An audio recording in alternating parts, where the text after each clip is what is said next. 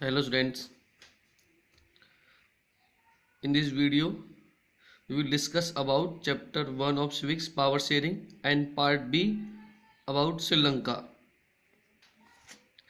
We will discuss about first of all geographical composition of Sri Lanka. All you know that Sri Lanka is an island nation. The country or area which is surrounded by water from all sides is known as island, and Sri Lanka is surrounded by water from all sides. It lies in Asia continent. It is just a few kilometers off the southern coast of Tamil Nadu. It lies to the south of India, and Tamil Nadu is the southernmost state of our country, and it is just few kilometers off from the southern coast of Tamil Nadu. It has about 2 crore population. Haryana population is about also 2 crore, so same as the population of Haryana. This is the geographical composition of Sri Lanka. Now we will discuss about ethnic composition of Sri Lanka, and we have already discussed about what is the definition of ethnic. A social division based on shared culture is known as ethnic. Mainly in Sri Lanka there are 74% peoples are Sinhala speaker, and they follow Buddhism religion. There are about 18% peoples Tamil speaker. They are about 18%. They further divide into two subgroups: Indian Tamils and Sri Lankan Tamils. Indian Tamils are 5%, Sri Lankan Tamils are 13%. They are Hindu or Muslim. Indian Tamils are those Tamils whose forefather came from India during colonial period for plantation work, and Sri Lankan Tamils are the native of Sri Lanka. Sri Lankan Tamils live in the northeast region of Sri Lanka. Mainly they are found in the northern eastern region of Sri Lanka.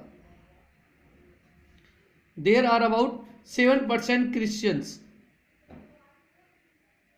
and they speak both languages, Tamils as well as Sinhala. Total 100% data is not given regarding the ethnic composition of Sri Lanka. Now, mainly Sri Lanka got independence in 1948 and Civil Act was passed in 1956. In Sri Lanka, Sinhala speakers are in majority because they are about 74%. So they believe in the principle of majoritarianism. So what is the majoritarianism? A belief that majority community should be able to rule a country in whichever way it wants. जो हम ऐसा सोचते हैं कि देश के अंदर जो कम्युनिटी मेजॉरिटी कम्युनिटी है, they should be able to rule a country in which ever way it want, जिस तरह से वो चाहे देश को रूल करें, by disregarding the wishes and needs of minority. Minorities की विशेस और नीड्स को नजरअंदाज करते हुए they should be rule able to rule a country. Such believes, such principles are known as majoritarianism. What is civil war? A violent conflict between opposing groups within a country. जब एक ही country के दो ethnic groups, दो opposing ethnic groups आपस में conflict करते हैं, and that become so intense, and it become so intense that it appear like a war, or sometimes that violent conflict increase so much that it look like a war.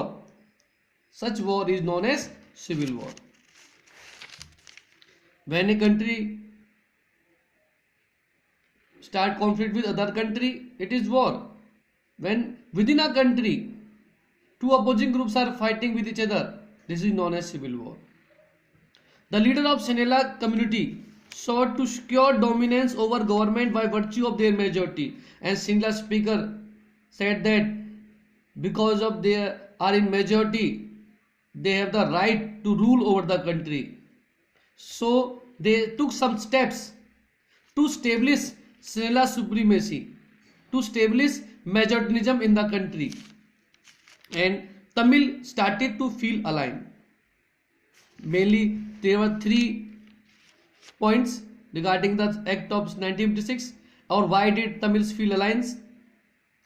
In 1956, Sinhala was recognized as the only official language disregarding Tamils. 1956 के अंदर सिनेला को देश श्रीलंका की only official language declare किया गया, and they disregard the Tamil, they neglect the Tamil.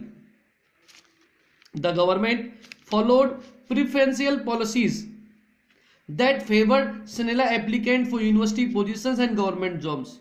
Always, Sinhala speakers were favored in university positions and government jobs. A new constitution stipulated. New constitution was formed in Sri Lanka, and that constitution always promoted the only Buddhism religion, disregard the Tamils, because Tamils follow the Hindu or Muslims religions. These were the 3 main principles that established Sinhala supremacy in the country. All these measures, coming one after the others, gradually increased the feeling of annihilation among the Sri Lankan Tamils. They felt that constitution and government policies denied them equal political rights, discriminated against them in getting jobs and other opportunities. We can say that Tamils were not getting equal opportunities, they were not getting equal political rights, they were not getting equality in jobs. As a result, the relationship between Sinhala and Tamil communities strained over time. Gradually, the relationships between Sinhala speakers and Tamil speakers were destroyed. Now, Sri Lankan Tamils launched parties, their own parties, and they started struggle for the recognition of Tamil as an official language. They demanded, their party demanded that Tamil also should be declared as an official language. And they also wanted regional autonomy for Sri Lankan Tamils, as Sri Lankan Tamils mainly live in the region of northeast regions. Equality in opportunity, and they also wanted equality in all opportunities, in jobs, university positions, etc. But their all demands were denied by the Sri Lankan government. They demanded for separate state. When their all demands were denied, then Sri Lankan Tamils demanded for a separate state in north and eastern part of Sri Lanka, and they named as a separate country as Tamil Eelam. Now, when this demand was also denied by the Sri Lankan government, this led that distrust between the 2 communities, Sinhala speakers and Tamil speakers, and conflict started in the country, and these conflict very soon turned into a civil war. What were the aftermath of this civil war? This civil war destroyed the Sri Lanka country and had a great aftermath in Sri Lanka. Now, the effects of civil war in Sri Lanka. Thousands of people were killed from both communities. Many families were forced to leave the country and live as the refugee in other countries. It also affected the economic development, education and health conditions also in Sri Lanka. So it affect a lot to the Sri Lanka conditions. That's all for today's friends.